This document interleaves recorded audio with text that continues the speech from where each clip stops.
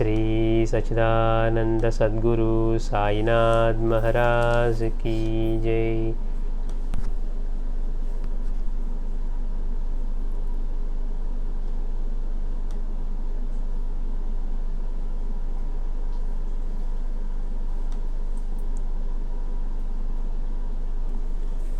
श्री सच्चिदानंद सद्गुरु साईनाथ महाराज की जय।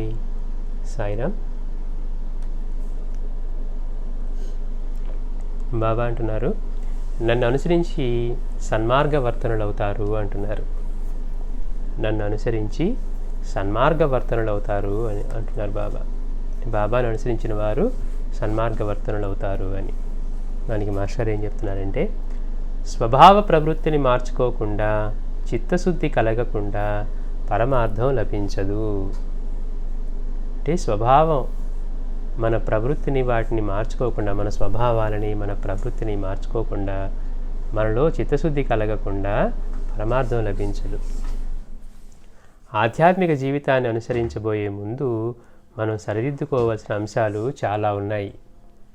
చూడండి, ఇవి ఆధ్యాత్మికత అంతటికీ కూడా ఫౌండేషన్ లాంటిది అనమాట. ఆ ఆధ్యాత్మిక జీవితానికి ఫౌండేషన్ ఇవన్నీ. మనలో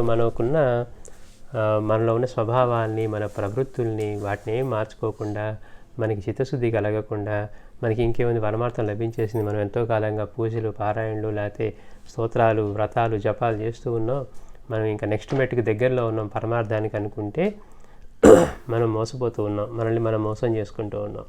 ఎందుకని ఇక్కడ మాస్టర్ క్లియర్గా చెప్తున్నారు, స్వభావ ప్రవృత్తిని మార్చుకోకుండా, చిత్తశుద్ధి కలగకుండా పరమార్థం లభించదు. ఆధ్యాత్మిక జీవితాన్ని అనుసరించబోయే ముందు మనము సరిదిద్దుకోవలసిన అంశాలు చాలా ఉన్నాయి అంటున్నారు.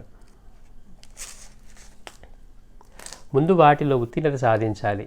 అంటే మనలో ఉన్న ఈ దుర్గుణాలని, అరిషడ్ వర్గాలని, మనలో ఉన్న ఈ చెడు ప్రవృత్తిని, స్వభావాన్ని, వీటన్నిటినీ కూడా మనం తొలగించుకోకుండా, సంస్కారాలని, అలాగే చిత్తశుద్ధికై మనం ప్రార్థించి చిత్తశుద్ధిని కలిగించుకోకుండా మనం పొందేది ఏమీ లేదనమాట పరమార్థాన్ని. అందుకని ముందు వీటిలో ఉత్తీర్ణత సాధించాలి. దానికి సాయి చూపిన మార్గాన్ని అనుసరించాలి. ఎంతవరకు ఆకలి వేస్తుందో అంతవరకే తినాలి, అమితంగా తింటే అజీర్తి చేస్తుంది అంటారు. అందుకే మాస్టర్ గారు మనకి భగవద్గీత కూడా ఏం చెప్పిందట, మానవుడు సాత్విక భావాలను అలవర్చుకొని అసుర భావాలను తొలగించుకోవడం ఆధ్యాత్మిక జీవితానికి అంతటికీ పునాదిగా చెప్పింది భగవద్గీత అన్నారు మాస్టర్ గారు. మనం అంటే దాని ఊరికి ఏదో చదువుకోవటం, శ్లోకాలు మనం అర్థం చేసుకుందాం అనుకోవటమే కానీ నిజంగా మహాత్ములు చెప్తే తప్పించి, ఎలా అయితే సాయి భగవద్గీతలో ఒక్క శ్లోకానికి, దాని పుట్టుక కారణమైన శ్లోకాన్ని వెళ్ళి కృష్ణుడు చెప్పినటువంటి కీలక ఆధ్యాత్మిక సూత్రాన్ని, ఆధ్యాత్మిక జ్ఞానం కోసం వెళ్ళి గురువుల్ని సేవించి ప్రశ్నించి ప్రశ్న చేస్తే వాళ్ళు నీకు జ్ఞానాన్ని బోధిస్తారు అన్నటువంటి ఆ మూల సూత్రాన్ని, అంటే అర్జునుడు ఏ పని అయితే చేశారో కృష్ణుడి దగ్గర, అంటే ఆయన్ని ఆశ్రయించి ఆయన్ని పరిప్రశ్న చేసి, అలాగే కృష్ణుడు చెప్తూ ఉన్నాడు. మాస్టర్ గారు అంటారు, నన్ను సేవించావు కదా, ఇంకా అర్జునుడికి మళ్ళీ నువ్వు వెళ్ళి గురువుని సేవించాలని ఆ శ్లోకం చెప్పడం దేనికి అంటే అది కీలకం కనుక. అంటే మనం అట్లా మానవుడు సాత్విక భావాలను అలవర్చుకొని అసుర భావాలను తొలగించుకోవడం ఆధ్యాత్మిక జీవితానికి అంతటికీ పునాదిగా చెప్పింది అని చెప్తున్నారు. అంటే మహాత్ముల దగ్గర మనకి చెప్తే కానీ భగవద్గీతలోని సారాంశం మనకి అర్థం కాదు. బాబా చెప్పినట్టు ఆ శ్లోకానికి మాస్టర్ కూడా మనకి అటువంటి వివరణ ఇస్తున్నారనమాట. అంటే గీత కూడా అదే చెప్తోంది. అందుకని స్వభావ ప్రవృత్తిని మార్చుకోకుండా, చిత్తశుద్ధి కలగకుండా, మనం వాటికై యత్నించకుండా, మన స్వభావంలో ఏ మార్పు తెచ్చుకోకుండా మనం ఎన్ని పనులు చేసినా కానీ పరమార్థానికి దగ్గరగా వెళ్ళమంటున్నారు. అందుకని ఆధ్యాత్మిక జీవితాన్ని అనుసరించబోయే ముందు మనం సరిదిద్దుకోవాల్సిన అంశాలు చాలా ఉన్నాయి. అంటే మనం ఒక పొలంలో పంట వేయాలంటే ముందు అక్కడ ఉన్న వాటిని అన్నింటినీ, చెత్తని వాటిని తీసేసి, కలుపు మొక్కలు తీసేసి, దాన్ని ముందు ఆ పంట వేయటానికి వీలుగా దాన్ని మరల్చుకున్న తర్వాతే ఆ పంట వేస్తారనమాట. అంతే తప్పించి ఎలా పడితే అలా ఉన్న దానిలో పంట వేయరు. నారు వేసే ముందు అదంతా శుద్ధి చేసుకొని అవన్నీ తీసేసి, అట్లాగా మనలో కూడా మన మనసులో ఉన్న వీటన్నిటిని తొలగించుకొని చేస్తేనే మనకి ఉపయోగం. అందుకే ముందు వాటిలో ఉత్తీర్ణత సాధించాలి అంటున్నారు. శ్రీ సచ్చిదానంద సద్గురు సాయినాథ్ మహారాజ్ కీ జై.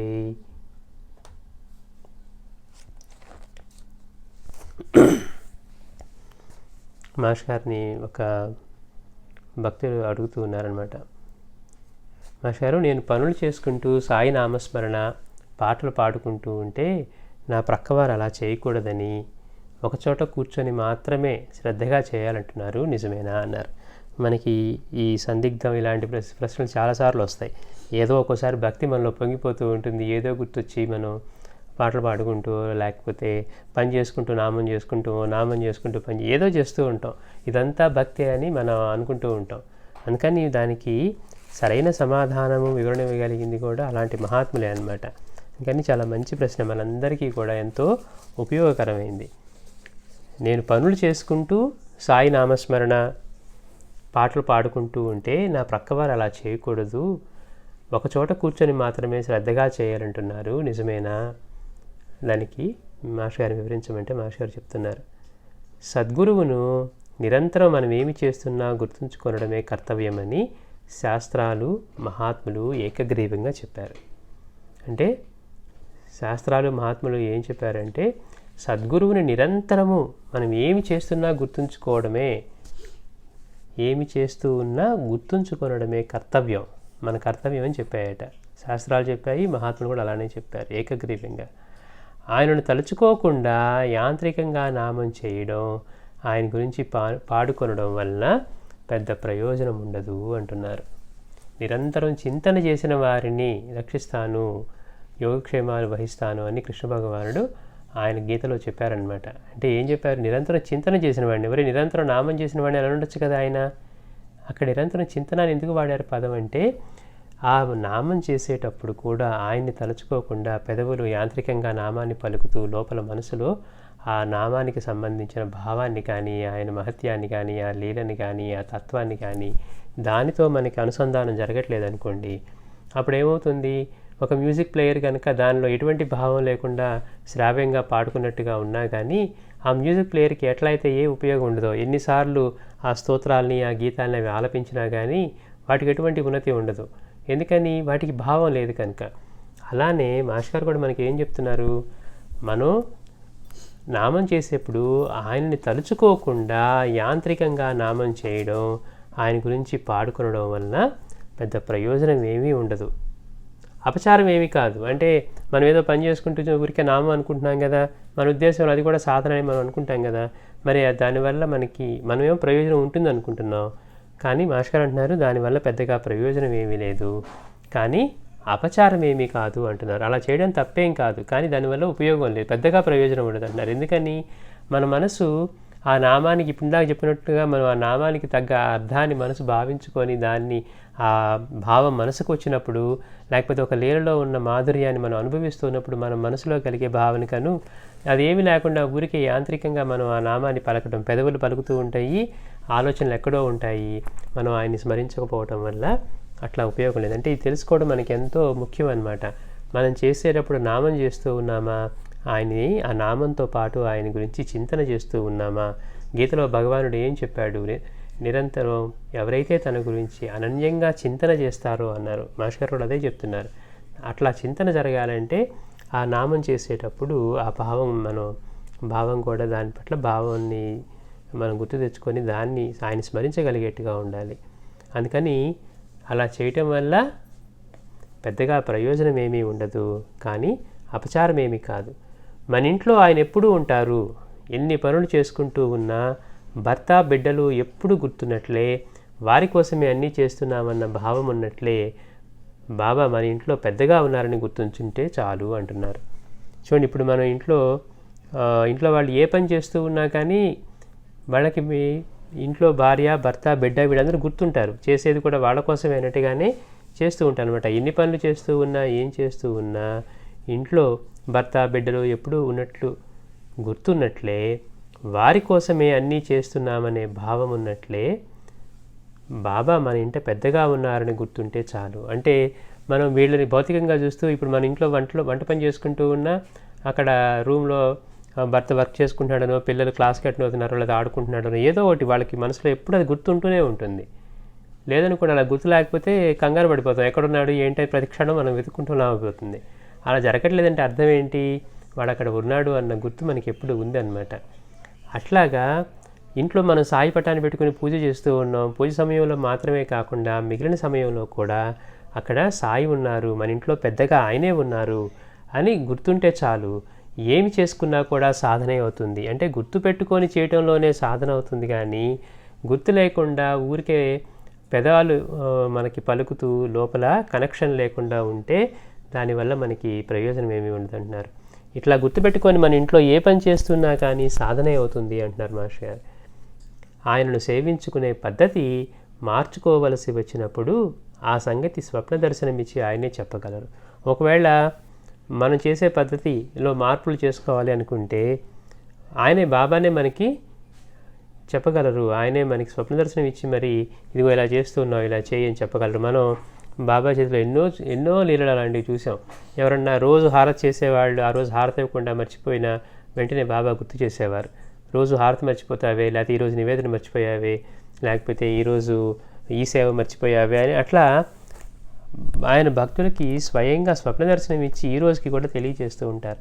అందుకని మాస్టర్ గారు చెప్పే మాట ఏంటంటే, మనం ఎప్పుడూ ఆయన మన ఇంట్లోనే ఉన్నారు, మన ఇంట్లో పెద్దగా ఆయనే ఉన్నారు అని గుర్తుపెట్టుకొని మన ఇంట్లో ఏ పని చేసుకున్నా కానీ అది మనకి మేలు చేస్తుంది. కానీ ఆ విషయాన్ని మనం మర్చిపోయి మనకేదో గుర్తు వచ్చినప్పుడు, మనకి భక్తి వచ్చినప్పుడు ఇలా అనుకుంటూ మిగిలినప్పుడు మాత్రం అలా లేదనుకోండి, మనకి ఉపయోగం లేదు అంటున్నారు. అంటే అన్నిటికంటే గుర్తుపెట్టుకోవడం. అందుకే మనకి మాస్టర్ గారు చెప్తారు, ఆడవాళ్ళు దూరంగా వెళ్ళి నీళ్లు తెచ్చుకునే రోజుల్లో కూడా పల్లెపడుచులు వాళ్ళు బిందె మీద బిందె పెట్టుకొని కబుర్లన్నీ చెప్పుకుంటూ ఉన్నా కానీ వాళ్ళ దృష్టి అంతా ఆ బిందెలు కదలకుండా స్థిరంగా నిలబడి వాళ్ళు తెచ్చుకోగలగడానికి ఎట్లా వాళ్ళ దృష్టి అక్కడ కేంద్రీకృతం అయి ఉంటుందో, అంటే అంతగా ఫోకస్ చేసి ఉంటారో. ఎన్ని మాటలు చెప్పుకున్నా నవ్వుకుంటూ వస్తున్న వీళ్ళ ముచ్చట్ల మధ్యలో కూడా వాళ్ళ దృష్టి మాత్రం ఆ బిందె తొణకకుండా, ఎందుకని కుండలు పైగా ఒకదాని మీద ఒకటే తెచ్చుకోరంటే వాళ్ళు ఎంతో దూరం వెళ్ళి అలా తెచ్చుకునేటప్పుడు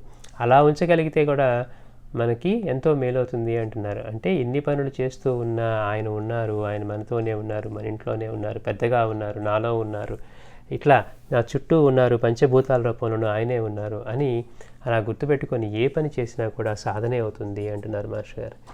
ఒకవేళ మనం చేసే పద్ధతిలో కనుక ఏమైనా మార్పులు చేసుకోవాల్సిన అవసరం ఉంటే ఆయనే మనకి తెలియజేస్తారు, స్వప్న దర్శనం ఇచ్చి తెలియచేయగలరు. వారి సాంప్రదాయంలో వారికి మించిన ప్రమాణమే లేదు. బాబా యొక్క సాంప్రదాయంలో వారికి మించిన ప్రమాణమే లేదు. ఆ విషయంలో ఎవరు చెప్పినా వినవద్దు, పట్టించుకోవద్దు అంటున్నారు. అందుకని ఇది మనకి ఎంతో ముఖ్యమైన విషయం, ఎంతో ఉపయోగకరం. మన నిత్య జీవితంలో కూడా మనం ఏదో ఒక పని చేసుకుంటూ నామం చేసుకుంటే మనకి సరిపోతుందా అంటే, ఆ నామం చేసుకునేటప్పుడు కూడా మనకి ఆ భావంతో ఆయన స్మరించుకోగలుగుతున్నామా, ఓన్లీ పని మీద దృష్టి పెట్టి మన పెదాలు పలుకుతున్నాయా అనేది మనం గుర్తుపెట్టుకోవాలన్నమాట. అంటే మాస్టర్ అంటున్నారు, దానివల్ల మనకి అపచారం కాదు కానీ పెద్ద ప్రయోజనం ఏమీ ఉండదు. ఇంకో చూడంటారు మాస్టర్ గారు మనం అనుకున్నట్టుగా, భగవానుడు కూడా తన గురించి చింతన చేసిన వారిని అన్నారు. అక్కడ చింతన అనే పదం నిరంతర చింతన అనే పదం, అనన్య చింతనాన్ని ఉపయోగించడంలోనే అక్కడ క్లియర్గా చెప్తూ ఉన్నారు. ఎవరైతే తన గురించి చింతన చేస్తూ స్మరిస్తూ ఆ భావాన్ని మనసులో స్మరించుకుంటూ ఆ లీలల్లోని మహత్యాన్ని, గొప్పతనాన్ని, వీటిని మనసులో తెచ్చుకొని చేస్తూ ఉన్నారు. అంతేగాని లేకపోతే మనం చూస్తూనే ఉన్నాం, మనకి నిత్య జీవితంలో మన ఫోన్ కూడా మనకంటే చక్కగా పాడుతుంది, అందులో ఉన్న మ్యూజిక్ ప్లేయరు, దానికి మనసు ఉండదు, భావం ఉండదు. అలానే మ్యూజిక్ ప్లేయర్లన్నీ కూడా అదే పరిస్థితి అన్నమాట. శ్రీ సచ్చిదానంద సద్గురు సాయినాథ్ మహారాజ్ కీ జై.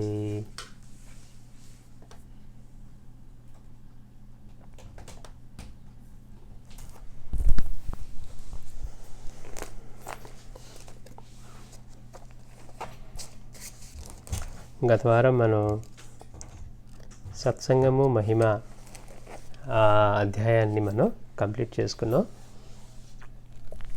సత్సంగం అంటే ఏంటి, ఎందుకు చేసుకోవాలి, ఎలా చేసుకోవాలి, అది నిజంగా మనకి ఈ రోజులో దొరికేదా, దాన్ని ఎలా కాపాడుకుంటూ మనం ఎలా దాన్ని నిర్వహించుకోవాలి, పక్కన వాళ్ళు కొత్త వాళ్ళని మనం పిలుచుకుంటూ ఇంట్లో మనం చేసుకుంటూ వారంలో ఒక్కసారైనా మనకి లోక కళ్యాణానికి అవసరమైనటువంటి 2 గంటలు కేటాయించడం, కొత్త వాళ్ళు ఎవరన్నా అడిగితే వాళ్ళకి కూడా ఒకరోజు కేటాయించి వాళ్ళింట్లో కూడా చేసుకోవటం, ఈ సాంప్రదాయాన్ని తెలియజేసుకోవటం ద్వారా అసలు మనం ఎందుకు చేసుకుంటున్నాము అంటే, నిజమైన దుఃఖం అంటే ఏంటి, ఆ దుఃఖాన్ని తొలగించుకునే మార్గం ఏంటి, ముముక్షత్వం అంటే ఏంటి, వివేకం ఏంటి, ఇవన్నీ మనం మొన్న మాస్టర్ గారు మనకి వివరించింది తెలుసుకుంటూ ఉన్నామన్నమాట. అంటే దేనికోసం ఎన్ని ఉన్నా కానీ మనం రోజు తపన పడుతూనే ఉంటాం. అట్లా దేనికోసం తప్పించిన అవసరం లేని ఒక అవసరం లేని స్థితి ఆత్మజ్ఞానం వల్ల కానీ రాదు అని మనం మాస్టర్ గారు మనకి చెప్తూ ఉన్నారు. ఒక ఆత్మజ్ఞానికి మాత్రమే ఇంకా దేనికోసం తపన పడడం అవసరం లేని స్థితి. ప్రకృతి అంతా వాళ్ళ పాదాల దగ్గర ఉన్న పంచభూతాలు వాళ్ళ ఆధీనంలో ఉన్నా కానీ బాబాలాగా, భగవాన్ లాగా, రమణ మహర్షిలాగా, స్వామీజీలాగా, మనకి మాస్టర్ గారిలాగా వీళ్ళందరూ చూస్తూ ఉంటే అన్నీ వాళ్ళ పాదాల దగ్గరే ఉన్నాయి. భగవాన్ రమణ భగవాన్ అయితే చిరిగిపోయిన గోచి పెట్టుకొని తిరుగుతూ ఉంటే భక్తులు అడిగేవారట, భగవాన్ మీకు ఇంతమంది గొప్ప గొప్ప శిష్యులు ఉన్నారు కదా, ఎవరైనా అడిగితే మీకు మంచి వస్త్రం ఇవ్వరా అని. అంటే మన ఆలోచనలు అలా ఉంటాయి. ప్రకృతి అంతా వాళ్ళకి చెప్పినట్టుగా వింటూ వాళ్ళ ఆధీనంలో ఉంటే మన ఆలోచనలు మాత్రం ఇంత చిన్నవిగా ఉంటాయి. అంటే దేనికోసం ఆలోచించిన అవసరం లేని, తప్పించిన అవసరం లేని స్థితి ఒక ఆత్మజ్ఞానం వల్ల కానీ రాదు. ఈ సంగతి తెలియటమే వివేకం అంటున్నారు మాస్టర్ గారు. అంటే వివేకవంతుడు ఎవరు నిజంగా అంటే వీళ్ళనమాట. ఎవరికైతే ఈ సంగతి దృఢంగా తెలుస్తుందో అలా తెలియటం వల్ల కలిగే దాని పర్యవసానమే వైరాగ్యం అంటున్నారు. ఇట్టి తపనకు, అశాంతికి కారణం తనలోనే ఉండాలని తెలుసుకున్నాక దాన్ని తొలగించుకోవాలన్న నిశ్చయత్వమే ముముక్షత్వం. తెలిసిన తర్వాత ఇప్పుడు మనం ఇట్లా వెళ్తే మీకు ఈ ఉద్యోగం తేలిగ్గా వస్తుందంటే మీరు ఇవి నేర్చుకుంటే చాలు అని ఎవరైనా చెప్పారనుకోండి, మనం ఉద్యోగం కోసం మనం ప్రయత్నం చేస్తూ ఉన్నప్పుడు మనకి ఎవరన్నా మార్గం చెప్తే మనం ఇంకా దాన్ని వదలం. మనం కావాలనుకుంటున్నాం కదా, నాకు తెలుసుకోవటమే అట్లా ముముక్షత్వం అంటున్నారు. దాన్ని తొలగించుకోవాలన్న ఇక్కడేంటి, మనకి అక్కడ లౌకికంగా ప్రయోజనం ఉండే దానికోసం మనం తపన పడుతూ ఉన్నాం. కానీ ఏమున్నా లేకపోయినా నిరంతరం తృప్తి శాంతులతో ఉండే స్థితి కోసం మాత్రం మనం తపన పడట్లా. కానీ తెలిసిన తర్వాత దానికోసం దాన్ని తొలగించుకోవాలన్న నిశ్చయమే మోక్షత్వం.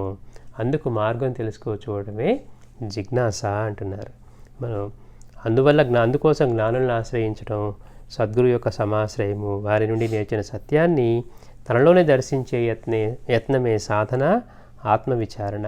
అయితే మనం దేనికోసం తప్పిస్తూ ఉన్నామో, ఏ ఆత్మజ్ఞానం కోసం తప్పిస్తూ ఉన్నాడో అదే సద్గురు యొక్క రూపంలో తారసిల్లేసరికి, అంటే సద్గురు అలాంటి జ్ఞానస్వరూపుడై ఉంటాడనమాట. మనం దేనికోసం తపన పడుతున్నామో అది ఆయన రూపంలో మనకి ఎదురుగా ప్రత్యక్షమైందా ఆ స్థితి అన్నట్టుగా ఉంటుంది సద్గురు యొక్క స్థితి. అందుకని మన మనసు ఆయన యందు అప్రయత్నంగానే లగ్నమైపోతుంది. మన శరీరం ఆయన సేవకే అంకితం అయిపోతుంది. ఆయన మీద మనకి భక్తి కలిగింది అనుకుంటాం, మన ప్రమేయం లేకుండానే కలుగుతుంది గురువుని చూస్తే. అట్లా కలిగినటువంటి ఆ గురుభక్తి, అదే గురుభక్తి, దానివల్లే జ్ఞానం కలుగుతుంది అంటున్నారు. అయితే మనం మన జీవితంలో మరి మన అందరికి కూడా అజ్ఞానంలోనే ఉన్నాం. మనకి ఈ పొంగు కృంగులు అనేవి సాధారణంగా కామన్గానే ఉన్నాయి. మన కష్టాలు కోరికలు తీరినప్పుడేమో భక్తి పొంగుతూ ఉంటుంది, లేనప్పుడు అది తగ్గుతూ ఉంటుందన్నమాట. మరి అవి అలా లేకుండా క్రమంగా మనం బాబా మార్గంలోనే ఉండి ఆయన యొక్క అనుగ్రహం పొందుతూ ఆయన ప్రసాదించదలిసింది ఏంటో తెలుసుకొని మనం ఏ లక్ష్యం కోసం పయనిస్తూ ఉన్నామో దానికోసం చివరిదాకా గమ్యం చేరటానికి, ఇలా జారిపోకుండా ఉండటానికి మనకి బాబా చూపినటువంటి మార్గం, నాపైన నీ దృష్టి నిలుపు, నీపై నా దృష్టి నిలుపుతాను అని చెప్పినట్టు దాన్ని గుర్తుపెట్టుకొని మనతో పాటు మన చుట్టూ ఉండేవారిలో కూడా ఇటువంటి ఆలోచనలు, ఇటువంటి ఇవే ఉన్నాయి అనుకోండి, గురువుని సేవించడం అనేది, ఇట్లా మన యత్నం కూడా తేలికవుతుంది. ఎందుకని మన చుట్టూ ఉన్నవారు కూడా మనకి దోహదం చేస్తూ ఉంటారనమాట. అంటే మనం వాళ్ళ దగ్గరికి వెళ్ళి టైం వేస్ట్ చేయడం, వాళ్ళు మన దగ్గరికి వచ్చి టైం వేస్ట్ చేయడం కాకుండా మనకి రెండు విధాలుగా ఎక్కడ కలిసినా కానీ గురువు యొక్క గొప్పతనాన్ని గురించి మాట్లాడుకోవటం, గురువు యొక్క లీలలు చెప్పుకునే మనసు ఆనందంతో పులకించడం, ఇలాంటివన్నీ జరుగుతూ ఉంటాయి అన్నమాట. అంటే సత్సంగం అనేది మనకి అంతటి ప్రాముఖ్యతతో కూడింది. వ్యక్తిగతంగా మనం చేసుకునే పారాయణలు, సాధనతో పాటుగా అది అంత ముఖ్యమైనదన్నమాట. మన చుట్టూ ఉన్నవారు కూడా అదే మార్గంలో ఉండి అటువంటి వాటిలో ఉంటే మనం ఎప్పుడన్నా మనలో తమో గుణమో రజోగుణమో బాగా పనిచేస్తూ మనం ఇటువంటి స్థితిలో లేనప్పుడు వాళ్ళు అటువంటి స్థితిలో ఉన్నారు కనుక వాళ్ళు కూడా మనకి మళ్ళీ అటువంటి విషయాన్ని చెప్పి మనల్ని మళ్ళీ ఇందులోకి లాగుతారనమాట. అట్లా చూసుకున్న ఉపయోగం, సమిష్టి సాధన చేయటం వల్ల మనందరం గురుబంధువులం అని ఒకే విషయాన్ని గుర్తుపెట్టుకొని ఒకే గురువుని సేవిస్తూ ఉన్నామని, అట్లా గురువు యొక్క బోధని మనం తెలుసుకుంటూ మనలో మార్పులు తెచ్చుకుంటూ ఉంటే మనమంతా వేరు అన్న భావన కంటే మనమందరం గురుబంధువులము.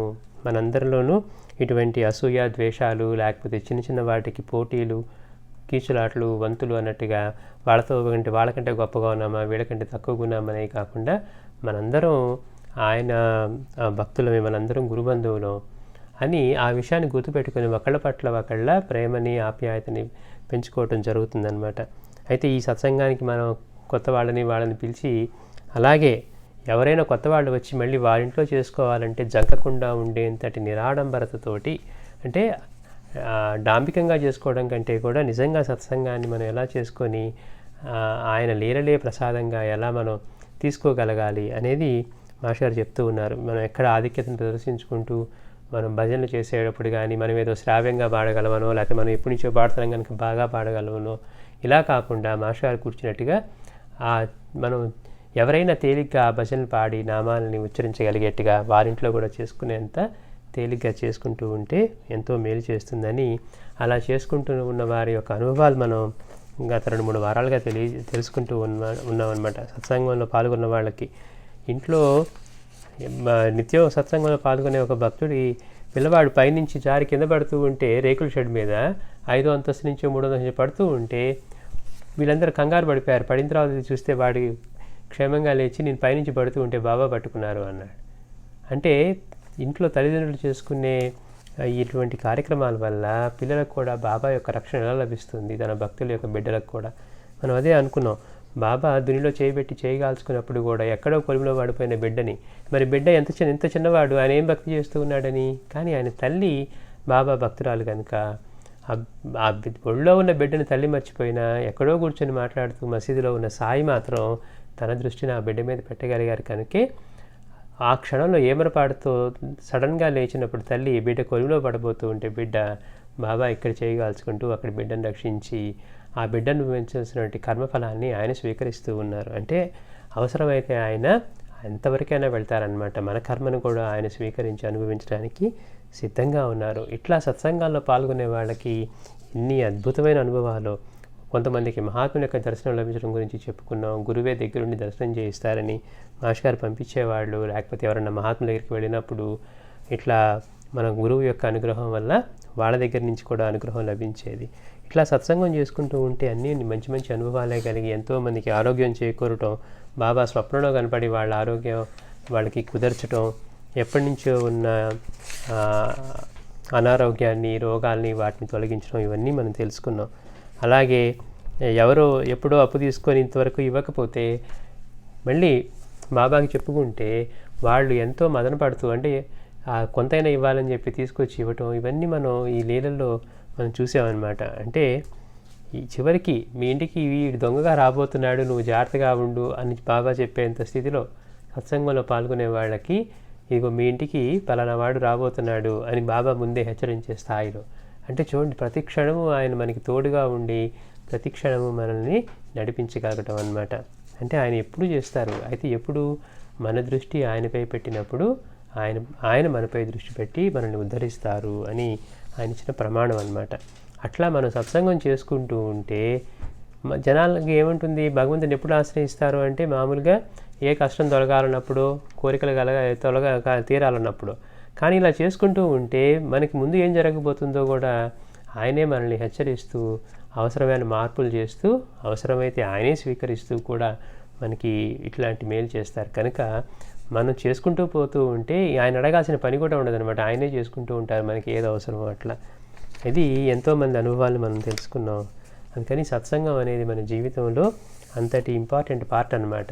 ఎప్పుడూ కూడా మన సత్సంగం ఎక్కడ జరుగుతూ ఉన్నా కానీ, మనకి పిలుపు లేకపోయినా కానీ అది మనం వెళ్ళాలి అంటున్నారు మాస్టర్ గారు. ఈ వారం సజ్జన సన్నుత మునిజన వందిత సాయిరాం మనం భజనలో చెప్పుకుంటూ ఉంటాం. సజ్జన సన్నుత సాయిరాం మునిజన వందిత సాయిరాం అని. ఆత్మజ్ఞానానికి పూర్ణుడైన సద్గురువు యొక్క అనుగ్రహం అవసరం. ఆత్మజ్ఞానం మనమేదో ఇంట్లో కళ్ళు మూసుకొని ధ్యానం చేసుకుంటేనో లేకపోతే మనమేదో చేసుకుంటేనే మనకు వచ్చేది కాదు. గురుభక్తి వలన మాత్రమే ఆత్మజ్ఞానం కలుగుతుంది. ఇప్పుడే మనం చెప్పుకున్నాం.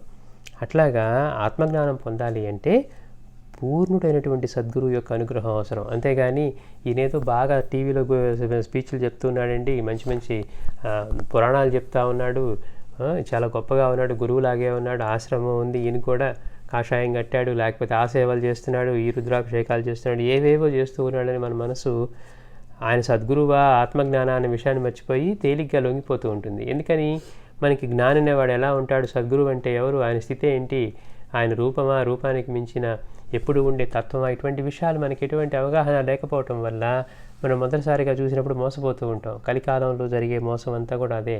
అందుకే బాబా మనల్ని హెచ్చరించారనమాట, ఒరే నిజమైన ఫకీరు చాలా అరుదు, అందుకని ఎవరి దగ్గరికి మంత్రోపదేశాలకు వెళ్ళవద్దు, నువ్వు కూర్చొని సనాతన ధర్మంలో చెప్పబడినటువంటి గురువుని ఎలా ఆశ్రయించాలి, గురువు ఎలా ఉంటాడు, అటు చెప్పిన గురువు యొక్క ప్రమాణాలు ఏంటి అనేవి తెలుసుకొని వాళ్ళని ఆశ్రయించమని చెప్పింది. లేకపోతే మోసగించిన వాడు ఇద్దరికీ నరకం తప్పదు అని శాస్త్రం చెప్పిందట. అయ్యో నేను తెలియక ఆశ్రయించాను కదండి, ఆయన ఏదో బాగా చెప్తున్నాడు అనిపించింది అని. అప్పుడు మిగిలిన పనులన్నీ మనం అలా ఏదైనా చేస్తామా, తెలియక చేసామండి అంటానికి. అందుకని శాస్త్రం కఠినంగా చెప్పింది అంటారు. అందుకని మనం ఆత్మజ్ఞానం పొందాలంటే మనం గురువు అనుకోవటం కాదు, సద్గురువైన వాడిని ఆశ్రయించాలి. మనం గురువుని చేసి మనకి పనికొచ్చేట్టుగానే ఉన్నాడు అనుకోవటం కాదు. అందుకని మాస్టర్ క్లియర్గా చెప్తున్నారు, ఆత్మజ్ఞానానికి పూర్ణుడైన సద్గురువు యొక్క అనుగ్రహం అవసరం.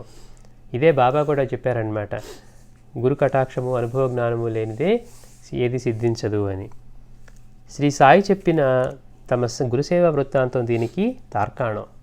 బాబా గురుసేవ వృత్తాంతం చెప్పి మనం తెలుసుకుందాం. కేవలం తమ ఇష్టదేవతనే ఉపాసించిన రామకృష్ణ పరమహంసను తోతాపురి అనే జ్ఞానిని ఆశ్రయించమని జగన్మాతే ఆదేశించింది. మన సద్గురువుని ఆశ్రయించకుండా మనం ఏదో ఒక దేవతను ఆశ్రయించి ఉన్నాం కదండి, అమ్మవారినో స్వామివారినో ఏదో చేస్తూ ఉన్నాం కదా, వాళ్ళు మనల్ని ఉద్ధరించరా అంటే, మనం ఎవరిని ఆశ్రయించి పూజిస్తూ ఉన్నామో మన సేవతోటి మన పూజతోటి వాళ్ళు సంతృప్తులైనప్పుడు వాళ్ళే మనకి తెలియజేస్తారనమాట. అందుకని రామకృష్ణ పరమహంస లాంటి ఆయనకి కూడా అమ్మవారు ఏం చెప్పారు, నువ్వు తోతాపురి అనే జ్ఞానిని ఆశ్రయించు అని.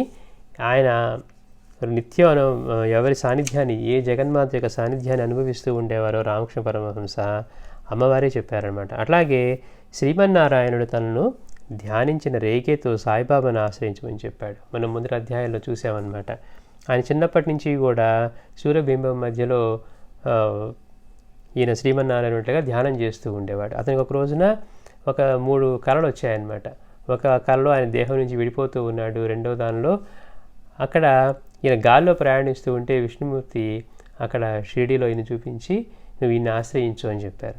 అంటే మరి ఆయన విష్ణుమూర్తిని ఆశ్రయించాడు కదా, మళ్ళీ ఆయనే తీసుకువెళ్ళి బాబాని ఆశ్రయించమని చెప్పడం ఏంటి అంటే, మనం ఏ ఇష్టదేవతను ఆరాధిస్తున్నామో ఆ ఇష్టదేవత కనుక మనం చేసే పూజతోటి, మనం వాళ్ళని ఆరాధించే పద్ధతితోటి కనుక వాళ్ళు సంతృప్తులైతే, మనం ఆ స్థాయికి వచ్చామన్నప్పుడు వాళ్ళు మన నెక్స్ట్ స్టెప్కి తీసుకెళ్తారనమాట. మనల్ని గురువు దగ్గరికి పంపిస్తారు. అదే మనకి తెలియజేస్తుంది. శ్రీ గురు చరిత్రలో కూడా మనకి అదే తెలుసుకున్నాం. ఇక్కడ కూడా శ్రీమన్నారాయణుడు తన ధ్యానించిన రేఖతో సాయిబాబాను ఆశ్రయించమని చెప్పాడు. అలాగే సప్తశృంగీదేవి తనను ఆశ్రయించిన పూజారితో కూడా అలానే చెప్పింది. పూజారికి ఏమని చెప్పింది, వెళ్ళి బాబాను ఆశ్రయించంటే పాప ఆయన తెలియక, ఆ రోజుల్లో బాబా గురించి ఇంకా తెలియదు కనుక జనాలకి, ఆయన త్రైముఖం వెళ్ళి అక్కడ స్వామి శివుణ్ణి ఆయన ఆరాధించాడనమాట. అయితే మళ్ళీ అమ్మవారే చెప్పింది, నేను చెప్పింది షిరిడీలోని సాయి గురించి అని చెప్పిన తర్వాత బాబా శ్యామాని అక్కడికి పంపించి ఈ పూజారిని తన దగ్గరికి తెప్పించుకున్నారు. ఎంత అద్భుతంగా ఉంటాయో ఆ లీలలన్నీ కూడా. అంటే ఇక్కడ మనం తెలుసుకోవాల్సింది ఏంటంటే, ఆత్మజ్ఞానం పొందాలి అంటే దానికి పూర్ణుడైన సద్గురు యొక్క అనుగ్రహం అవసరం. అది అవసరం కనుకే జగన్మాత రామకృష్ణ పరమహంసని, శ్రీమన్నారాయణుడు ఈ రేగేతోటి, అలాగే సప్తశృంగీదేవి తనను ఆశ్రయించిన పూజారితో కూడా వాళ్ళు వెళ్ళి ఇలా గురువుని ఆశ్రయించమని చెప్పింది. అందుకే శ్రీకృష్ణుడు కూడా ఏం చెప్పారు, ముముక్షువులు తత్వదర్శి అయిన మహనీయుని శరణ పొంది సేవించాలని భగవద్గీతలో చెప్పాడు. తద్విధి ప్రణిపాత అయిన శ్లోకంలో అదే చెప్పారనమాట. ఏమని, భగవానుడు కూడా అదే చెప్పాడు, ముముక్షువులు తత్వదర్శి అయినటువంటి మహనీయుణ్ణి శరణు పొంది సేవించాలని భగవద్గీతలోని 4వ అధ్యాయం 34వ శ్లోకం తద్విధి ప్రణిపాత అయిన శ్లోకంలో చెప్పారు. ఈ పరమరహస్యాన్ని రమణ మహర్షి వంటి మహనీయులు కూడా చెప్పారు. అయితే శ్రీ సాయిబాబా ప్రపంచంలోని వివిధ మతాలకు చెందిన మహాత్ముల కోటికి సామ్రాటాన్ని శ్రీ మెహర్ బాబా కీర్తించారు. చూడండి, ఒక జ్ఞానే గుర్తుపట్టగలని రమణ భగవాన్ చెప్పారు అంటారు మాస్టర్ గారు. ఇప్పుడు ఒక సంగీతంలో ఒకడు బాగా గొప్ప గొప్ప రాగాలు పాడుతూ ఎంతో కష్టపడి పాడుతున్నాడు అనుకోండి, సంగీత జ్ఞానం లేనివాడు అబ్బాయి ఏంటని విసిగిస్తాడు, ఏదో సినిమా పాటలాగా పాడకుండా ఏదేదో పాడుతున్నాడు అనిపిస్తుంది. ఎందుకని, మనకు అటువంటి జ్ఞానం లేదు. కాబట్టి అతను పాడేది ఎలాంటి సంగీతం, ఎంత మధురమైనది, ఎంత మాధుర్యంతో ఉంది, ఎంత కష్టమైనది, అసలు అందులో ఆ రాగంలోని విశేషం ఏంటి, ఆ శ్రావ్యత ఏంటి, అవేమి మనకు తెలియవు. మనమంతా దనదనలాడే మ్యూజిక్కి అలవాటు పడున్నాం కనుక మనకు అటువంటి జ్ఞానం లేదు కనుక. అంటే మనం జ్ఞానులం అయి ఉంటే, సంగీతంలో మన జ్ఞానం ఉంటే అటు సంగీతంలోంచి అటు పక్క నుంచి పాడుతూ ఉండేవాడు దానిలోని గొప్పతనాన్ని గుర్తించి మనం కూడా ఆ రసాన్ని ఆస్వాదన చేయగలం. అటువంటిది లేనప్పుడు మనం గుర్తించలేము. అట్లాగే సాయిని ఆ రోజుల్లో మిగిలిన వాళ్ళందరూ ఈయన ముస్లిమా హిందువా అని కొట్టుకుంటూ మన హిందువులు చాలామంది ఈయన ముస్లిం మనం వెళ్ళక్కర్లేదు అనుకొని ఆయన్ని గౌరవించని రోజుల్లో కూడా గొప్ప గొప్ప సాక్షాత్తు దత్తాత్రేయ స్వరూపమని పేరుగాంచినటువంటి మహాత్ములు సైతం టెంబేస్వామి లాంటి వాళ్ళు వీళ్ళందరూ కూడా మేము సన్యాసులమైనప్పటికీ ఎవరికి నమస్కరించకూడదు, అయినప్పటికీ కూడా సాయి విషయం వేరు అని చెప్పి మా నమస్కారాలు మా సోదరులకి తెలియజేస్తూ ఉన్నారనమాట. అట్లా మహాత్ములు అంటే నిజంగా ఎవరైతే ఉన్నారో సాయిలో ఉన్న, మనం గంగగిరి బాబా గురించి చెప్పుకున్నాం. ఆయన ఆధ్యాత్మిక ప్రచారాలు చేస్తూ వస్తూ అక్కడ ఉన్నప్పుడు బాబాను చూడగానే ఆయన చేసే ప్రచారం కూడా ఆపేసి బాబా వెనకే మసీద్ దగ్గరికి వచ్చారు. రాగానే బాబా అన్నారు, బేష్ ఈ ఆలయం కూడా మసీద్ దగ్గరికి వచ్చిందే అని. అంటే ఏంటి, అక్కడ మహాత్ములు ఎదుటి మహాత్ముల్లో ఉన్న గొప్పతనాన్ని గుర్తించగలరు. మనలాంటి వాళ్ళు రూపాన్నో లేకపోతే వేషాన్నో చూసి, మాటలను చూసి ఆయన యొక్క ఆయన మహత్యాన్ని, ఆయన గొప్పతనాన్ని మనం గుర్తించలేం. కానీ ఈ మెహర్ బాబా లాంటి వాళ్ళందరూ ఏమన్నారు సాయిని, ఈ ప్రపంచంలోని వివిధ మతాలకు చెందిన మహాత్ముల కూటమికి సామ్రాట్ అన్నారు. చూడండి, అంటే ఒక్క హిందూ ధర్మంలోనో ముస్లిం ధర్మంలోనో చెప్పట్లా, వివిధ మతాలకు చెందిన మహాత్ముల కూటమికి. అంటే ఎన్ని మతాలు ఉన్నాయో ఆ మహాత్ములు ఆ మతాల్లో ఉన్న మహాత్ముల యొక్క కూటమి ఏదైతే ఉందో ఆ కూటమికి సామ్రాట్ అని చెప్పి శ్రీ మెహర్ బాబా కీర్తించారు బాబాని. అంతేకాదు పూర్ణ దత్తాత్రేయ స్వరూపైన శ్రీ అక్కల్కోట మహారాజు, శ్రీ దునీవాలా దాదాగాల నుండి సామాన్య సాధువుల వరకు అందరూ తమ రూపాలని భక్తులకు అనుభవం ఇచ్చారు. చూడండి ఎంత గొప్పతనం అంటే, మాస్టర్ అంటారు ఇట్లాంటి లీలలు చాలా తక్కువ మంది ప్రదర్శించారనమాట. అక్కలకోట స్వామికి తమకి భేదమే లేదని, అలాగే దునీవాలా దాదా వంటి వారి దగ్గర నుండి సామాన్య సాధువుల వరకు కూడా అందరూ తమ రూపాలేనని భక్తులకు అనుభవం ఇచ్చారు. ఈ కారణంగా వారు సశరీరులై ఉండగానే సాయిని ఎందరో మహనీయులు ఎంతగానో కీర్తించారంటున్నారు మాస్టర్. కీర్తించారు, గౌరవించారని గుర్తించడం ఎంతో అవసరం. అంటే మిగిలిన వాళ్ళు, నానో చంద్రక లాంటి వాళ్ళు, అయ్యో మనం మోసపోయి వచ్చామా, ఈయన మహాత్ముడేనా, మనం చదువుకున్న వాళ్ళం కదా అని అజ్ఞానంలోనూ అహంకారంలోనూ ఉంటే, మహాత్ములు మాత్రం ఆయనంతటి మహాత్ముడు లేడు, ఈయన వివిధ మతాలకు చెందిన మహాత్ములు అందరి కూటమికి కూడా సామ్రాట్ అని ఈ మిగిలిన జనాల చేత పూజింపబడిన మెహర్ బాబా కానివ్వండి, ఇటువంటి వాళ్ళందరూ కీర్తించారు. అంతేకాకుండా సాయి ఆయన అక్కలకోట స్వామికి, దునీవాలా దాదాకి, తర్వాత సామాన్యులైన సాధువులకి, అంటే మనం చెప్పుకున్నాం ఎక్కడో ఎవరినో తీసుకొచ్చి సత్కరిస్తే మళ్ళీ వాళ్ళు అక్కడికి వెళ్ళినప్పుడు ఆయన బాబా ముందు 5 రూపాయలు దక్షిణ అడిగి మళ్ళీ 3 రూపాయలు 14 ముట్టాయి, మిగిలి మాత్రం ఇవ్వని అనటంలో నువ్వు సత్కరించిన సాధువును కూడా నేనే అని తెలియజేస్తూ ఉన్నారు. అంటే సామాన్య సాధువుల వరకు కూడా అన్నీ తమ రూపాలని అనుభవించిన వారు సాయే కనుక అంతమంది ఆయన్ని అంత గొప్పగా కీర్తించారు, గౌరవించారని మనం గుర్తించడం ఎంతో అవసరం. ఒకరోజు సాయి అక్కడున్న భక్తులతో అకస్మాత్తుగా ఆ దిగంబరి వస్తున్నాడు అన్నారట. బాబా ఒకరోజు సడన్గా అక్కడున్న భక్తులతోటి ఆ దిగంబరి వస్తున్నాడు అన్నారు. అది ఎవరి గురించో భక్తులకి అర్థం కాలేదు, ఎందుకంటే మనకి అక్కడికి వచ్చిన తర్వాత కానీ తెలియదు కదా. కానీ బాబాకి తమ భక్తులు దారిలో ఉన్నా, మధ్యలో లేట్ అవుతూ ఉన్నా కానీ బాబా ముందే చెప్పేవారు, శ్యామ ఆరతి కొంచెం ఆగి ప్రారంభించు, ఆ టాంగా వాడు జాగు చేస్తున్నాడు అనేవారు. అంటే మన మధ్య మసీదులో కూర్చొని అందరితో మాట్లాడుతున్న బాబాకి ఎక్కడి నుంచి ఏ భక్తుడు వస్తూ ఉన్నాడో, వాడికి ఎక్కడ ఏ ఇబ్బంది పడుతూ ఉన్నాడో, ఇవన్నీ ఆయన ప్రతి ఒక్కటి కూడా ఆయన సర్వజ్ఞత, రక్షణ ఎప్పుడూ పనిచేస్తూనే ఉంటాయి అన్నమాట. అట్లాగా బాబా ఇక్కడ కూర్చొని ఏమంటున్నారు, అదిగో ఆ దిగంబరి వస్తున్నాడు అన్నారట. వాళ్ళెవరికి అర్థం కాల ఆ దిగంబరి బాబా ఎవరి గురించి మాట్లాడుతున్నారు. కొద్దిసేపటికి బూటీతో కలిసి షేగావ్ నివాసి అయిన శ్రీ గజానన్ మహారాజు వచ్చారు. మనం ఈ మహారాష్ట్రలో షేగావ్ గజానన్ మహారాజు అంటే బాగా ఎంతో గొప్పగా ఆయన్ని మహాత్ముడిగా ఆరాధిస్తారనమాట. పెద్ద మందిరము ఇవన్నీ ఉన్నాయి, యూనివర్సిటీ కూడా అక్కడ. ఈ గజానన్ మహారాజు ఆయన వచ్చారట. ఆయన ఎలా ఉండేవారు? ఆయన కూడా ఈ చిలిం తాగుతూ దిగంబరిగా ఉండేవారు.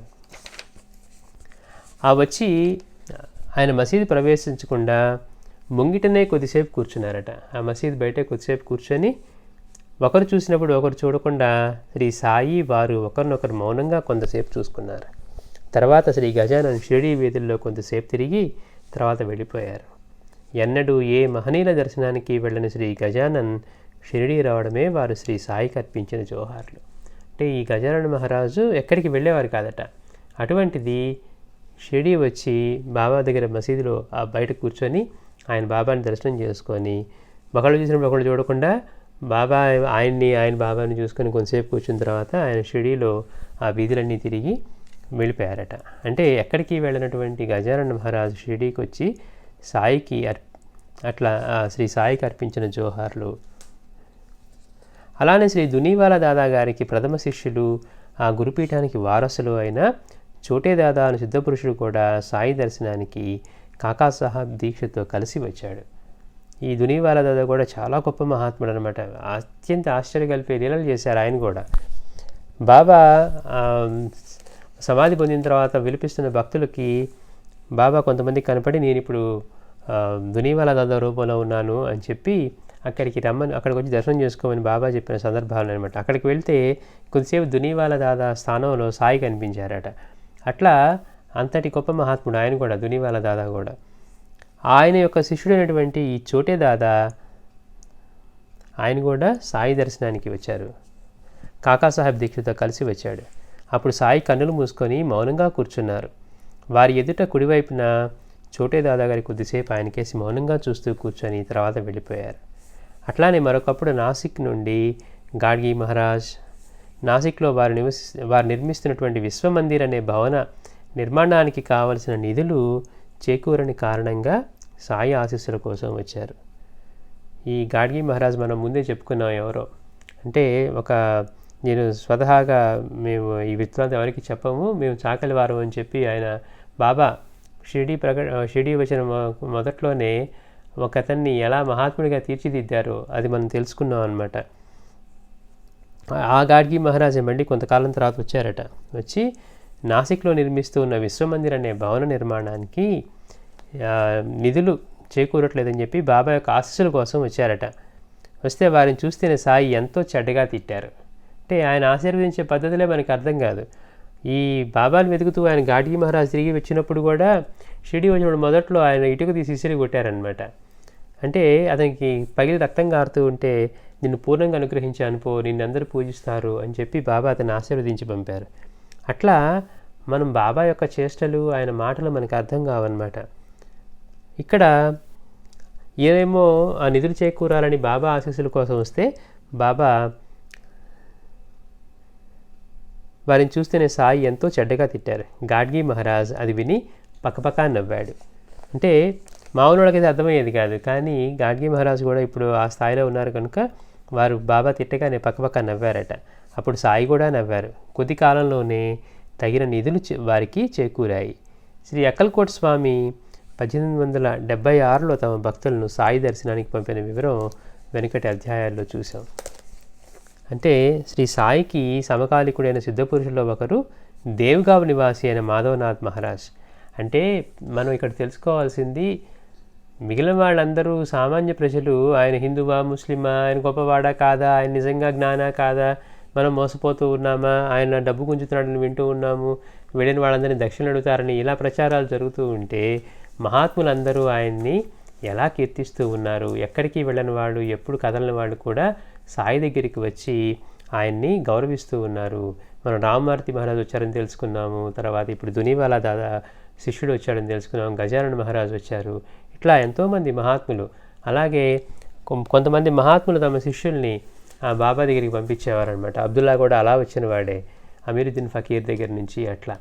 ఇట్లా ఎంతోమంది వాళ్ళు బాబా దగ్గరికి వచ్చి వాళ్ళు ఆయనకి గౌరవించేవారనమాట. ఇట్లా బాబాకి సమకాలీకులైన సిద్ధపురుషులు ఒకరు దేవగాంలో ఉన్నటువంటి మాధవనాథ్ మహారాజ్. వీరు కూడా చిలిం త్రాగేవారు. ఈయనే ఒకసారి షిరిడీ వచ్చి సాయిని దర్శించారు. అప్పుడు వారిని చూస్తూనే చిలిం త్రాగటం అలా కాదు. అంటే మనం ఏమనుకున్నాం, బాబా కూడా చిలిం తాగేవారేంటి అనుకునేవాళ్ళం. కానీ దానిలోని సంకేతం ఏంటో, లేకపోతే బాబా ఎందుకు తాగేవారు, ఆయన ఏమైనా బలహీనతలు ఉన్నవాడా, కోరికలు ఉన్నవాడా, అలా ఆలోచించాం మనం.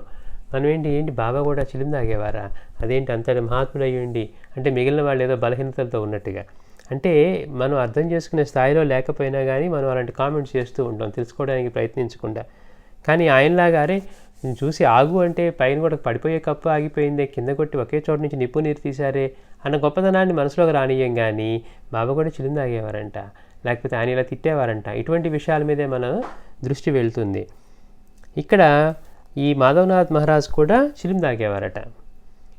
అప్పుడు అక్కడికి రాగానే బాబా వారిని చూస్తూనే అంటున్నారు, చిలిం త్రాగటం అలా కాదు, అజ్ఞానమనే పొగాకుకు గురుభక్తి అనే నిప్పుని పెట్టి చిలింని పీలిస్తే మనసులోని అహంకారం ఆకాశం వలె అనంతమైన పరమాత్మలోకి ఎగసి లీనమవుతుంది అన్నారు. చూడండి ఎంత అద్భుతంగా చెప్పారంటే బాబా ఇక్కడ. చిలిం త్రాగటం అలా కాదు, ఎలా తాగాలట, అజ్ఞానం అనే పొగాకుకు గురుభక్తి అనే నిప్పుని పెట్టి చిలిం పీలిస్తే మనసులోని అహంకారం ఆకాశం వలె అనంతమైనటువంటి పరమాత్మలోకి ఎగసి లీనమవుతుంది అని శ్రీ మాధవనాథ్ చేతిలో పొగాకు నలిపి పెట్టారు బాబా. ఆయన ఎంతో సంతోషంగా సెలవు తీసుకుని వెళుతూ భక్తులతో, సాయి సామాన్య సత్పురుషులు గారు, మహనీయుల్లోకెల్లా కోహినూరు వజ్రం వంటి వారు అన్నారు. అంటే ఏదో కొంతమంది అనుకునేవారు సాయి కూడా సామాన్య మానవుడే, సాధన చేసి ఏవో కొన్ని సిద్ధులు పొందారు అని. అందుకని ఇలాంటి మహాత్ములు ఏం చెప్తున్నారు, సాయి సామాన్య సత్పురుషుడు కాదు. అంటే మనం ఎట్లా అనుకుంటాం, డబ్బున్నవాడు అంటే పేదవాడితో పోల్చుకున్నాడు అనుకోండి, లక్షాధికారి డబ్బున్నవాడే, మధ్యతరగతి వాడు డబ్బున్నవాడే, డబ్బు లేని వాడితో పోల్చుకుంటే.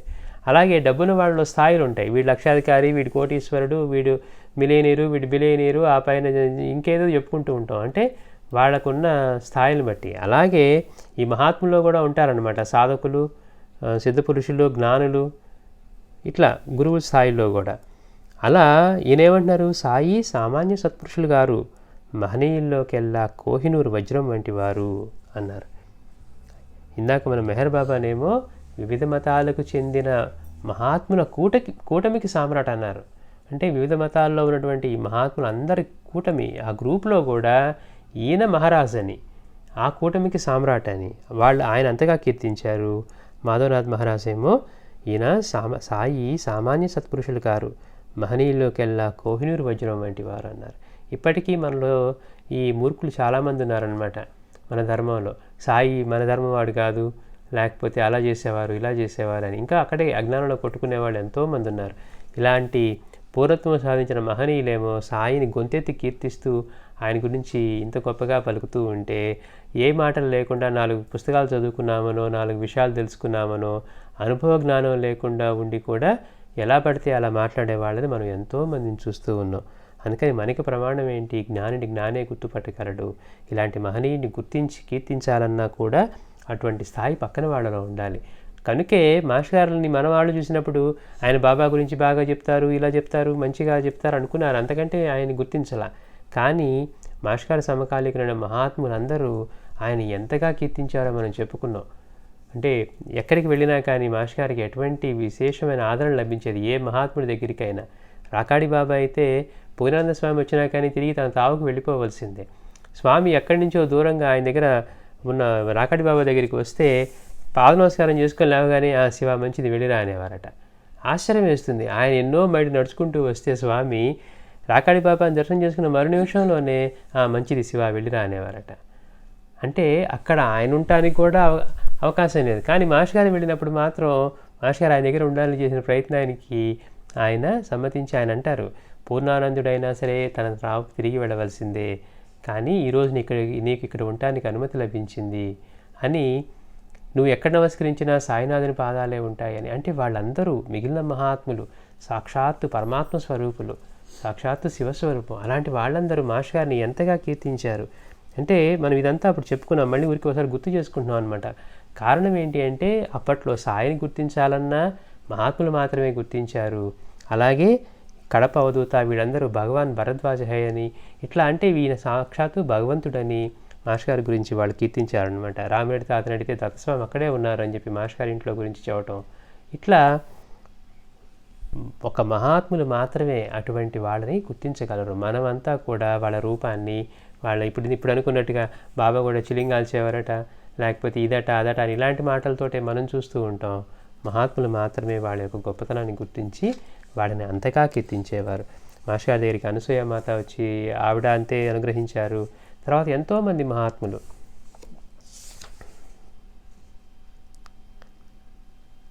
అట్లా సాయి సామాన్య సత్పురుషులు కారు, మహనీయుల్లోకెల్లా కోహినూరు వజ్రం వంటి వారు అన్నారు.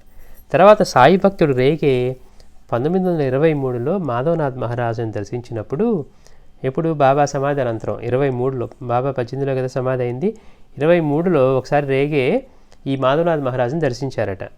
అప్పుడు నీవు సాయి దర్బార్లోని వాడు అని చెప్పి మొదట అతడు సాయిని దర్శించినప్పటి సన్నివేశం వివరంగా వర్ణించి ఆ సమయంలో నేను అక్కడే ఉన్నాను అన్నారు.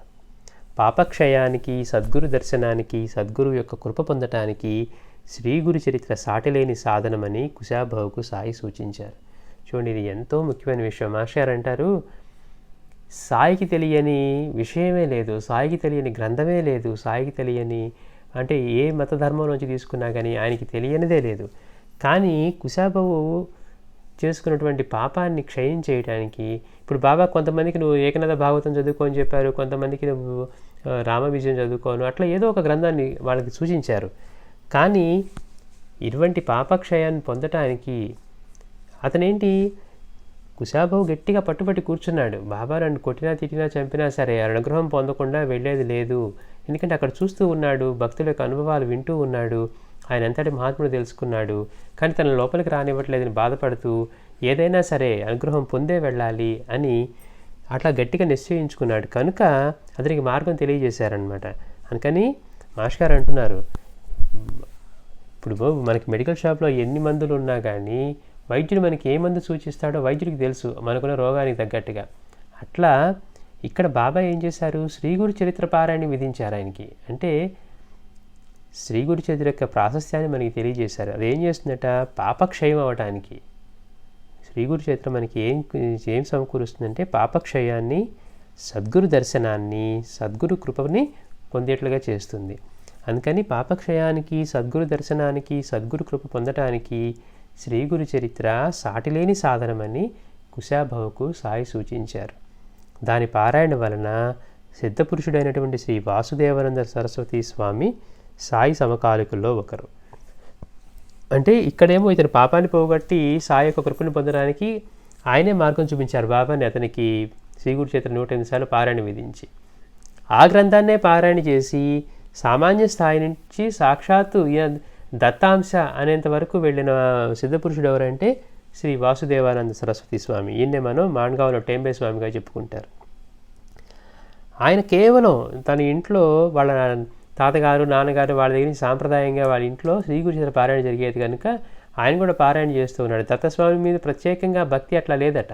కానీ శ్రీ గురు చరిత్ర పారాయణ చేసుకుంటూ ఉండగా కొంతకాలానికి దత్తస్వామి యొక్క అనుగ్రహం కలిగి సాక్షాత్తు దత్తస్వామి ఆయనకి నువ్వు వాడి వెళ్ళి అక్కడ పలానా గురువుని ఆశ్రయించి సేవించు అని చెప్పి ఆయనే పంపించి అక్కడ గురువుకి ఆయన మార్గాన్ని తెలియజేసి ఆయన్ని సాక్షాత్తు ప్రతిరోజు నిత్యం మాట్లాడుతూ ఉండేవారట. ఆశ్చర్యం వేస్తుంది. ఎంత ఆశ్చర్యం అంటే ఏంటి ఈ రోజుల్లో ఇది సాధ్యమేనా, దత్తస్వామి ఇలా మనతో మాట్లాడుతూ మనల్ని నడిపిస్తూ ఉంటారా అనేంతగా అసలు అత్యంత ఆశ్చర్యంగా ఉంటుంది అనమాట. ఇదంతా ఆయనకి ఎలా సాధ్యమైంది అంటే శ్రీ గురు చరిత్ర పారాయణ వల్ల. అంటే పాపక్షయానికి, సద్గురు దర్శనానికి, సద్గురు కృప పొందటానికి కూడా వీటన్నిటికీ మనకి సాటిలేని సాధన ఏంటని చూపించారు సాయి అంటే శ్రీ గురు చరిత్ర పారాయణ. అదే దాని పారాయణతోటి సిద్ధపురుషుడైన శ్రీ వాసుదేవానంద సరస్వతి స్వామి కూడా ఆయన బాబా సమకాలికుల్లో ఒకరు. వీరు శ్రీపాద వల్లభ స్వామి జన్మస్థానమైన పిఠాపురం దర్శించి, మన గోదావరి దగ్గర పిఠాపురాన్ని దర్శించి రాజమండ్రిలో కొద్ది కాలం ఉన్నారు. అప్పుడు నాందేడ్ నుండి పుండలీకరావు కొందరు భక్తులతో కలిసి వారిని దర్శించాడు దాసుగను. మాటల్లో సాయి ప్రసక్తి రాగానే ఆ స్వామి తల వంచి నమస్కరించి పుండలీకరావుకు ఒక కొబ్బరికాయ ఇచ్చి, దీన్ని నా నమస్కారాలతో పాటు మా అన్నగారైన శ్రీ సాయిబాబాకు సమర్పించు, నన్ను మరొక ప్రేమతో కనిపెట్టవుండమని నా తరపున ప్రార్థించు అన్నారు. నాందేడ్ నుంచి తిరిగి వచ్చి 4 రోజులకు పుండలీకరావు తన మిత్రులతో కలిసి షిరిడీకి బయలుదేరి మన్మాడ్లో ఒక కాలువ గట్టు చేరాడు. అంటే అక్కడి నుంచి వచ్చిన తర్వాత మళ్ళీ బాగా షిరిడీ వెళ్తూ తన మిత్రులతోటి నాందేడ్ దగ్గర ఆగారట. ఆగి అక్కడ ఈ మన్మాడ్లో ఒక కాలువ గట్టు చేరి అక్కడ ఆకలి తీర్చుకోవడానికి కారపటుకులు తిన్నారు. అవి మరీ కారణంగా ఉండటం వల్ల ఒక కొబ్బరికాయ కొట్టి అందులో కలుపుకొని తిన్నారు. కానీ తర్వాత వారికి గుర్తొచ్చింది, వారు తినేసింది శ్రీ వాసుదేవానంద సరస్వతి స్వామి వారికి సాయికి పంపిన కొబ్బరికాయ అని. అంటే పొరపాటున బాబాకి సమర్పించమని వాసుదేవ సరస్వతి స్వామి సమర్పించినటువంటి కొబ్బరికాయని వీళ్ళు పొరపాటున దాన్ని కొట్టుకొని కలుపుకొని తిన్నారనమాట. అటుకులో కారంగా ఉండటం వల్ల వాళ్ళు తన తప్పుదం గుర్తించారు. వాళ్ళు షిరిడి చేరగానే సాయి అంటున్నారు, నా సోదరుడు పంపిన కొబ్బరికాయ ఏది అన్నారు. చూడండి ఎంత సర్వజ్ఞుడో. అంటే ఎక్కడ రాజమండ్రి దగ్గర అక్కడ సమర్పించినటువంటి ఆ కొబ్బరికాయని బాబా షిరిడీలో అడుగుతూ ఉన్నారు. నా సోదరుడు పంపించిన కొబ్బరికాయ ఏది అని అడిగారు. పుండలీకరావు తన అపరాధం క్షమించమని కోరాడు. ఆ కాయకి బదులుగా మరొక కాయ సమర్పిస్తానన్నాడు. మనం ఇలానే చూస్తాం అన్నమాట. కానీ బాబా అన్నారు, తన సోదరుడు పంపిన కాయకు ఇంకొకటి సాటి కాజాలదని చెప్పి సాయి ఆ భక్తుల్ని క్షమించి ఆశీర్వదించారు. అంటే వాళ్ళు పొరపాటున చేశారు కాబట్టి ఆ తప్పుని బాబా క్షమించి ఆశీర్వదించారు. ఆయన శ్రీ వాసుదేవానంద స్వామికి కూడా పూజ్యులే. మరి సాక్షాత్తు ఆయన ఎంతో గట్టి సాంప్రదాయంలో ఉండేవారు, నిష్ఠాగరిష్ఠుల్లా ఉండేవారు. అంత కఠినంగా వాళ్ళ నియమాలు ఆచరణ అవన్నీ చేసేవారు. మరి అటువంటి వాడు మరి నిజంగా సాయి ముస్లిమే అయితే ఆయన ఎందుకు తీసుకెళ్ళి నమస్కారం చేస్తాడు? సన్యాస ధర్మంలో ఉండి కూడా మేము ఎవరికీ నమస్కరించమంటూ మా సాయి విషయం వేరు, ఈ తమ్ముడిని ఎప్పుడూ ప్రేమగా గుర్తుంచుకొని చూస్తూ రక్షించమని చెప్పి ఆయన కొబ్బరికాయ సమర్పించి ఎందుకు నమస్కారాలు తెలియజేశారు? అది మనం తెలుసుకోవాల్సింది. మనం సాయిలో ఉన్న మహత్యాన్ని, మాస్టర్లో ఉన్న మహత్యాన్ని ఇలా గుర్తించే స్థాయి మనకి లేదు. మిగిలిన మహాత్ములు అటువంటి స్థితిని పొందిన వాళ్ళు ఏం చేస్తున్నారు అనే దాన్ని బట్టి మనకు అర్థమవుతుంది అన్నమాట.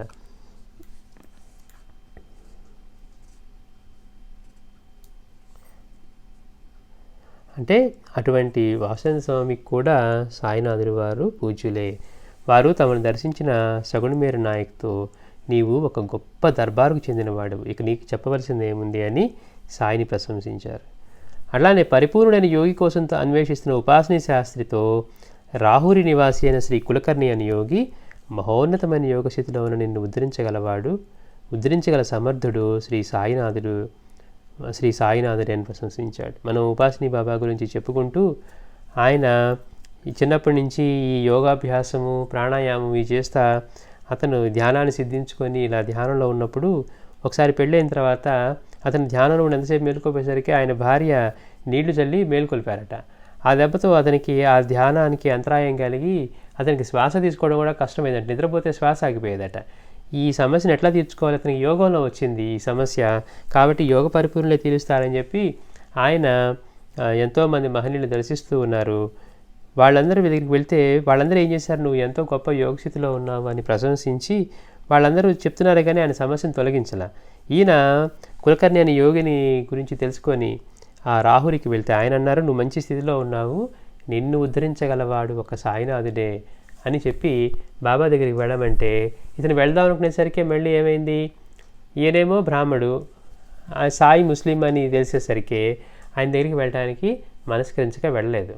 కానీ తర్వాత మళ్ళీ ఈయనే దర్శిస్తే మళ్ళీ అదే చెప్పినప్పుడు ఇక తప్పనిసరి అక్కడికి వెళ్ళాడనమాట.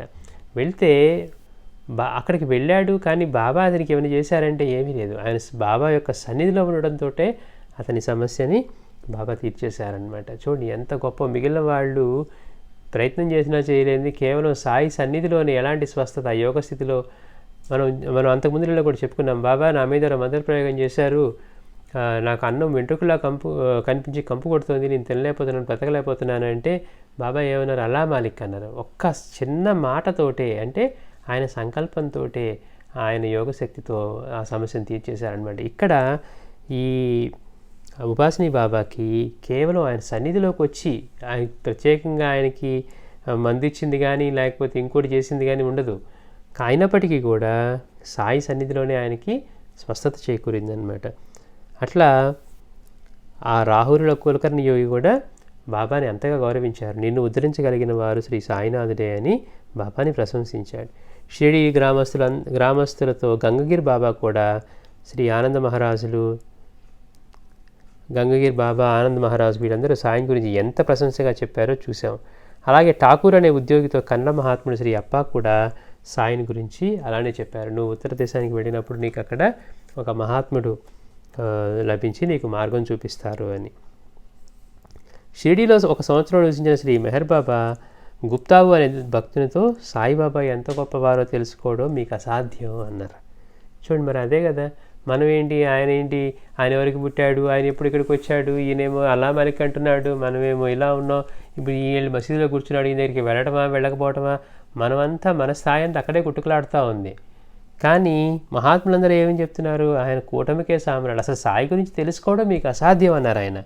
సాయిబాబా ఎంత గొప్పవారో తెలుసుకోవడం మీకు అసాధ్యం, ఆధ్యాత్మిక పరిపూర్ణతే ఆయనగా వెలసింది అంటే. చూడండి, అంటే ఆ రూపం కాదు అది, ఆ పరమాత్మ చైతన్యం యొక్క పరిపూర్ణత ఏదైతే ఉందో అదే సాయిగా అవతరించింది అంటున్నాడు. సాయిబాబా ఎంత గొప్పవారో తెలుసుకోవడం మీకు అసాధ్యం, ఆధ్యాత్మిక పూర్ణతే ఆయనగా వెలిసింది.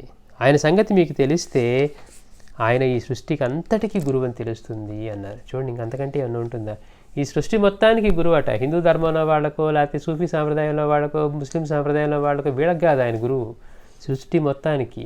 అందుకే మనం మాస్టర్ చెప్తారు, దత్తస్వామి అంటే ఒక హిందూ ధర్మంలోని వారికి మాత్రమే కాదు, ఈ సృష్టి మొత్తంలో అందరినీ ఆధ్యాత్మిక మార్గంలో నడిపించే గురుతత్వం ఏదైతే ఉందో అదే దత్తాత్రేయ తత్వం అన్నారు. మనకి అది హిందూ ధర్మంలో దత్తస్వామి గాను, తర్వాత ముస్లిం ధర్మంలో కిసిర్ సుబానీలు గాను, అలాగే బుద్ధుడు పద్మసంభవుడుగా ఇట్లా గురువుల రూపంలో ఆ తత్వమే ప్రకటమైందన్నారు. అందుకే దత్తస్వామి అంటే ఈ రూపమే కాదు, ఈ సృష్టిలో అందరినీ, అన్ని మతాల వారిని ఆధ్యాత్మిక వైపు నడిపించే తత్వం ఏదైతే ఉందో అదే దత్తాత్రేయ తత్వం, అదే దత్తస్వామి అన్నారు. అలాగా సాయి గురించి తెలుసుకోవడం మీకు అసాధ్యం, ఆయన ఎంత గొప్పవారో, ఆధ్యాత్మిక పూర్ణతే ఆయనగా వెలిసింది. ఆయన సంగతి మీకు తెలిస్తే ఆయన ఈ సృష్టికి అంతటికీ గురువు అని తెలుస్తుందని శ్రీ మెహర్ బాబా గారు కీర్తించారు. అట్లానే నాగపూర్ నివాసి అయిన హజరత్ తాజుద్దీన్ బాబా గారు, మనం తాజ్ బాబా గురించి చెప్పుకున్నాం, ఆయన కూడా ఎంత గొప్ప మహాత్ముడు అనమాట. బ్రిటిషర్స్ సైతం ఆశ్చర్యపోయి ఆయన్ని గౌరవించారు. ఆయన వీధుల్లో దిగంబరంగా తిరుగుతూ ఉంటే అక్కడ వాళ్ళు కంప్లైంట్ చేయడం వల్ల తీసుకెళ్ళి బ్రిటిషర్స్ ఆ పోలీసు వాళ్ళు తీసుకువెళ్ళి ఆయన లాకప్లో బంధిస్తే మళ్ళీ కొంతసేపటికి ఏ పోలీస్ ఆఫీసర్ ఆయన బంధించాడో ఆయనకి రోడ్డు మీద కనపడుతూ ఉండేవాడట. మళ్ళీ ఇదేంటి, ఇతను ఎవరు విడుదల చేశారని లోపలికి వెళ్ళి చూస్తే మళ్ళీ సెల్లో ఉండేవాడట. అంటే అక్కడ ఇక్కడ ఆయన బంధించడం వాడికి ఎలా సాధ్యం అవుతుంది, ఆయన ఒక రూపానికి పరిమితం అయితే కదా. ఆయన కూడా బాబా పట్ల ఎంతో గౌరవంతో ఉండేవారు, మా సోదరుడు అని. సాయి కూడా అదే చెప్పేవారు అనమాట. ఈ నాగపూర్లో ఉన్నటువంటి హజరత్ తాజుద్దీన్ బాబా గారి దర్శనానికి బూటీ వెళ్ళాడు. బూటీ వెళ్ళినప్పుడు అతనితో, ఇక్కడికి ఎందుకు వచ్చావు, నీ గురువు షిరిడీలో ఉన్నారు, నిజమైన గురువు ఎలా ఉంటాడో చూడండి, నా దగ్గరికి వచ్చావా, అమ్మయ్య దొరికావు నాకు, ఇక నువ్వు నన్ను సేవించుకో, తరించు, నువ్వు దక్షిణ సమర్పించు, ఆశ్రమాలు కట్టించి చెప్పరు. నిజమైన గురువులు ఎలా ఉంటారు, ఒకవేళ వాళ్ళు ఆశ్రయించాల్సిన గురువు వేరే అయితే అదే చెప్తారనమాట. ఇక్కడికి ఎందుకు వచ్చావు, నీ గురువు షిరిడీలో ఉన్నారు, నీ విషయంలో జోక్యం చేసుకోవడానికి నేనేవాడిని, సాధ్యమైనంత త్వరగా అక్కడికి చేరు అన్నారు. తమ దర్శనానికి షిరిడీలోని సాధు పొంగోలకు కూడా వారి స్వస్థలాల్లో శ్రీ సాయి తమ దర్శనం అనుగ్రహించేవారు. అది ఎంత అద్భుతమో. అలాగే 1914లో నాందేడ్ సమీపంలో నివసిస్తున్న దాజీ మహారాజ్ గారిని తోసర్ దర్శించాడు. అప్పుడు ఆయన అన్నారు, నిన్ననే మారుతి రూపంలో బాబా ఇక్కడికి వచ్చారు, అప్పుడు ఉరుము వంటి శబ్దమైంది అన్నారు.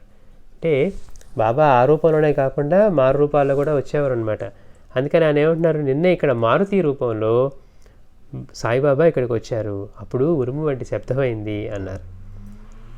మహాసమాధి తర్వాత కూడా శ్రీ సాయి మహనీయులందరికీ సామ్రాట్టుగానే కొనసాగుతున్నారు. అంటే ఇప్పుడు మరి బాబా సిద్ధి పొందారు కదా, మరి ఎప్పుడంటే మా సమాధి అనేది అదే ఎప్పుడు ఉండే తత్వం అనమాట. మనం రూపాన్ని చూసి లేకపోతే దేహాన్ని గురించి మనం అనుకుంటూ ఉన్నాం, కానీ ఆయన ఎప్పుడు ఉండే చైతన్య తత్వం. అందుకనే మహాసమాధి తర్వాత కూడా శ్రీ సాయి మహనీయులందరికీ కూడా సామ్రాట్టుగానే కొనసాగుతున్నారు. వారి చరిత్ర, వారు ఆదేశించిన శ్రీ గురు చరిత్రను పారాయణ చేసి వారి కృపకు పాత్రైన వారికి ఇతర మహనీయుల కృప కూడా అవ్యాజంగా లభిస్తుంది. అంటే ఎంత తేలిగ్గా లభిస్తుందో. ఎవరైతే ఆయన చూపిన మార్గంలో శ్రీ గురు చరిత్ర, లీలామృతం పారాయణ చేస్తూ ఆయన గురించి చింతన చేస్తూ ఉన్నారో అటువంటి వారి కృపకు పాత్రులైన వారికి ఇతర మహనీయుల యొక్క కృప కూడా అవ్యాజంగా లభిస్తుంది అంటున్నారు మాస్టర్ గారు. దాసగను 1918లో నాందేడ్ వద్ద తపస్సు చేస్తున్న ఒక బ్రహ్మచారి దర్శనానికి 3 సార్లు వెళ్ళారు. ఆయన దర్శనం వేయలేదు. దాసగను భిన్నుడై వేరొకరి ద్వారా భిక్ష పంపితే ఆయన తీసుకున్నారు. 3 సార్లు దాసగను వెళ్తే ఆయనకేమో దర్శనం కాలేదట ఆ మహాత్ముడిదే. సరే, తర్వాత వేరే వాళ్ళ చేత భిక్ష పంపిస్తే ఆయన తీసుకున్నారు. అతడు సంతోషించి ఆయనను మరలా దర్శించాడు. అప్పుడు ఆయన, నీవు మహనీయుల చరిత్ర వ్రాస్తున్నావు కదా అన్నారు. అంటే దాసగను మహాత్ముడి చరిత్ర రాస్తూ ఉంటే అప్పుడు ఈయన అడిగారనమాట, నువ్వు మహాత్ముడి చరిత్రలు వ్రాస్తున్నావు కదా అంటే అని అడిగి, అంతకు 6 రోజుల ముందు దాసగను వ్రాసిన కీర్తనల గురించి చెప్పి వాటిలోని కొన్ని వాక్యాలు యథాతథంగా చెప్పి, నీకు సాయి తమ పాదాల నుంచి గంగా జలమిచ్చారు కదా, ఏం చేశావు అన్నారు. చూడండి, మనం ఆ సాయి పాదాల నుంచి వచ్చినటువంటి గంగాజలం యొక్క లీల మనం తెలుసుకున్నాం అనమాట. నీ భక్తి శ్రద్ధలు ఉంటే నీకు గంగా యమునలు ఇక్కడే లభిస్తాయని బాబా చెప్పి ఆయన పాదాల నుంచే ఆ గంగను ఉద్భవింపజేశారు. చేస్తే ఆశ్చర్యపోయాడే కానీ చేతిలోకి తీసుకొని తీర్థాన్ని స్వీకరించకుండా ఏం చేశాడు, మళ్ళీ ఎక్కడో ఆయన ముస్లిము అంటే మాస్టర్ గారు అంటారు, కీర్తనంలో సాయిని హరిగా కీర్తించినప్పటికీ కూడా, అంటే ఆయన చేసే ఈ బయట చేసే కీర్తనలు గురుస్థుతుల్లో సాయిని శ్రీహరిగా కీర్తించినా కానీ ఆయన పాదాల నుంచి వచ్చిన ఈ గంగని తీసుకోవటం వల్ల మాత్రం అక్కడ మళ్ళీ అతనికి తన అహంకారం అడ్డొచ్చి అదేం చేశాడు, తల మీద చల్లుకున్నాడట. అంటే గురువు యొక్క తీర్థం. అదే కుశాబాబు ఏం చేశాడు, బాబా దగ్గర నుంచి ఆయన కక్కింది తిని, అంతకుముందు ఇద్దరు కలిసి తిన్నవి కక్కి చూపితే మళ్ళీ ఎలాంటి మహాప్రసాదం దొరకదని బాబా కక్కినటువంటి దానిలో నుంచి ఆయన గురువుకి ఇష్టంగా తింటే బాబాకు కూడా అంటే ఆయన కళ్ళమ్మ నీళ్ళు గారాయట. అంటే అతని యొక్క భక్తిని చూసి వారిస్తున్నా కానీ తినకుండా గురుచిష్టాన్ని అంత ప్రీతితో అంతటి గురుభక్తితో తిన్నారు అని. అంటే మనం బయట నుంచి చూసే భక్తికి అని లోపల ఆ భక్తుల మనసులో ఉండే భక్తికి ఎంత భేదం ఉంటుందో చూడండి. మరి దాసగుణ సామాన్యుడు అంటే అంత తేలిక మరి అక్కడే బాబాని సేవించాడు, ఆయన గురించి ప్రచారం చేస్తూ ఉన్నాడు. ఎంతోమంది అతను చేసిన గురుస్థుతి విని బాబా దర్శనానికి వచ్చిన వాళ్ళు ఉన్నారనమాట. అయినప్పటికీ కూడా మాస్టర్ గారు అంటారు, ఆయన శ్రీహరిగా కీర్తించిన తన కీర్తనల్లో మళ్ళీ ఇక్కడికి వచ్చేసరికి మాత్రం తప్పటడుగు వేశాడు అనమాట. అందుకని ఈ మహాత్ముని అడిగాడు, నువ్వు మహాత్ముల గురించి చేతులు రాస్తున్నావు కదా, అవును నీకు బాబా తమ పాదాల నుంచి గంగా జలం ఇచ్చారు కదా, ఏం చేసావు అన్నారు. దానిని శిరస్సును చల్లుకున్నాను అన్నాడు దాసగుణం. అప్పుడు నీవు సద్బ్రాహ్మణుడు అని, సాయి ముస్లిం అని, అది తాగితే నీవు అపవిత్రుడు అవుతావని తలిచావు కదా, ఎంత అహంకారం అన్నాడు ఆ బ్రహ్మచారి. అంటే ఈ మహాత్ముడి దగ్గరికి వచ్చారు కదా, ఆయన మంచి వాత పెట్టారనమాట. నీకు ఎంత అహంకారం, అసలు నీకు అటువంటిది మళ్ళీ లభిస్తుందా? అంతటి మహాత్ముడు నీ మీద దయతోటి అలాంటిది చేస్తే దాన్ని స్వీకరించడం పోయి ఎటువంటి అహంకారంతో నీవు సద్బ్రాహ్మణుడు అని, సాయి ముస్లిం అని, అది తాగితే నీవు అపవిత్రుడు అయిపోతావని తెలిసావు కదూ, ఎంత అహంకారం అన్నారు ఆ బ్రహ్మచారి. అలానే దాసగను ఇంకొక మహాత్ముడు ఉస్మానాబాద్ వద్ద నివసించినటువంటి ఇస్లాంపూర్కర్ అనే ఒక ఉద్ద బ్రాహ్మణుడైన సాధు పుంగవుని దర్శించి, శ్రోత్రియుడి నేను సాయిని దర్శించవచ్చా అన్నారు. చూడండి ఎంతటి అహంకారం. శ్రోత్రియుడట అంటే ఈ శాస్త్రాలు చదువుకున్నవాడు. శ్రోత్రియుడైన నేను సాయిని దర్శించవచ్చా అన్నారు. దర్శించవచ్చు, నేను కూడా వారిని దర్శించి 3 రోజులు వారి సన్నిధిలోనే ఉన్నాను. ఆయన అంతటి వారు ప్రజలు తెలుసుకోవడం లేదు, ముందు ముందు వారి గొప్పతనం ప్రజలు తెలుసుకుంటారు అన్నారు.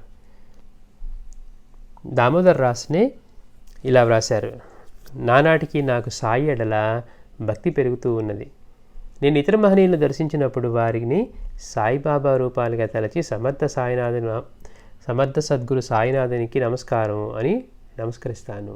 అంటే నిజమైన గురుభక్తుడు ఎక్కడికి వెళ్ళినా కానీ, ఏ దేవతకి నమస్కరించినా, ఏ మహాత్ముడికి నమస్కరించినా ఆ రూపంలో ఉన్న రూపాన్ని దర్శించరు వాళ్ళు. ఆ రూపంలో కూడా తమ గురువే ఉన్నారనే దర్శిస్తారనమాట.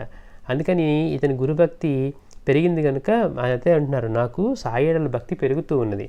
అందుకని నేను ఏ మహాత్ముడి దర్శనానికి వెళ్ళినా కానీ వాడికి ఎలా నమస్కరిస్తాను, సమర్థ సద్గురు సాయినాథునికి నమస్కారము అని నమస్కరిస్తాను. అట్లా నేను 1927లో ఖేడ్గావ్ బేట్ వెళ్ళి శ్రీ నారాయణ మహారాజ్ గారికి నమస్కరించాను. ఆయన, నీ గురువు పరమ గురువు, వారు నాకంటే ఎంతో గొప్పవారు, నీవు నా వద్దకు రావడం ఎందుకు, పూర్వపుణ్యం వలన సాటి లేని గురువుని ఎన్నుకున్నావు, నీ వచ్చడికే వెళ్ళు, గమ్యం చేరుతావు అన్నారు. అంటే నిజమైన గురువులు ఎలా ఉంటారో మనం తెలుసుకుంటూ ఉన్నాం. ఈ రోజున ఉన్నట్టుగా శిష్యుల కోసం వల వేసేవాళ్ళుగా కాకుండా వాళ్ళు ఆశ్రయించవలసిన గురువులు వేరుగా ఉంటే వాళ్ళకి ముందే తెలియజేసేవాళ్ళు. అప్పా దగ్గరికి వెళ్ళినప్పుడు ఆయన ఏమన్నారు, నీకు ఉత్తర దేశం వెళ్ళినప్పుడు నీకు అక్కడ ఒక మహాత్ముడు లభించి నీకు బాట చూపుతారు అన్నారు. అలాగే ఇక్కడ కూడా ఈయన దగ్గరికి వచ్చినప్పుడు అదే చెప్తున్నారు. తాజుద్దీన్ బాబా దగ్గరికి వెళ్ళినప్పుడు పుట్టితో అదే అన్నారు, నువ్వు ఇక్కడికి ఎందుకు వచ్చావు, షిరిడీలో నీ గురువు నీ కోసం వేచి ఉన్నారు, నీ విషయంలో జోక్యం చేసుకోవడానికి నేనెవరిని అన్నారు. అలాగే ఇక్కడ దామోదర రాసిన కూడా అదే చెప్పారనమాట. నీ గురువు పరమ గురువు, వారు నాకంటే ఎంతో గొప్పవారు, నీవు నా వద్దకు రావడం ఎందుకు, పూర్వపుణ్యం వలన సాటి లేని గురువుని ఎన్నుకున్నావు, నీ వచ్చరికే వెళ్ళు, గమ్యం చేరుతావన్నారు.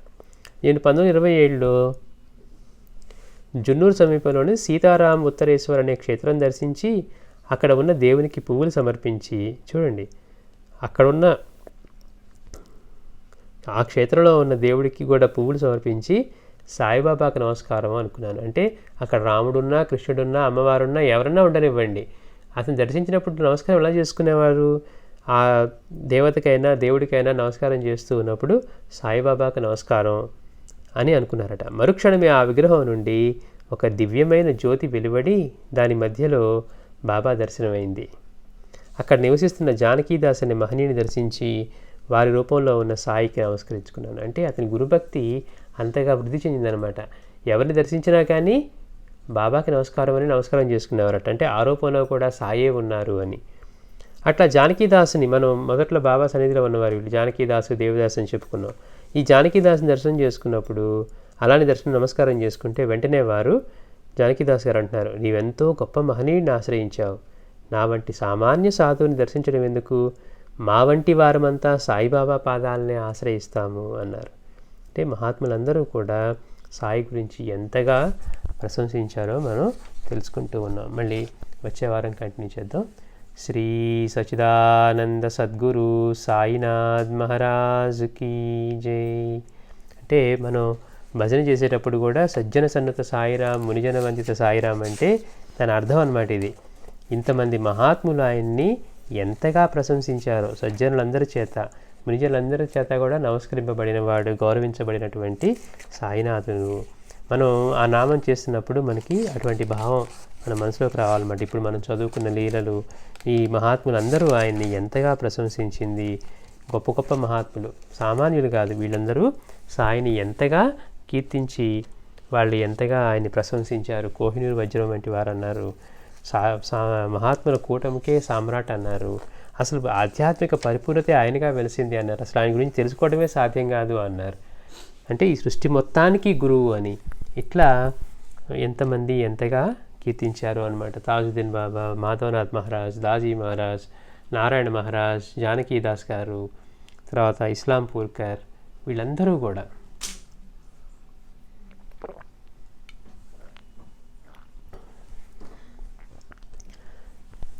శ్రీ సచిదానంద సద్గురు సాయినాథ్ మహారాజ్ కీ జై. ఇప్పుడు భజన చేద్దామండి. గురు బ్రహ్మ గురుర్ విష్ణు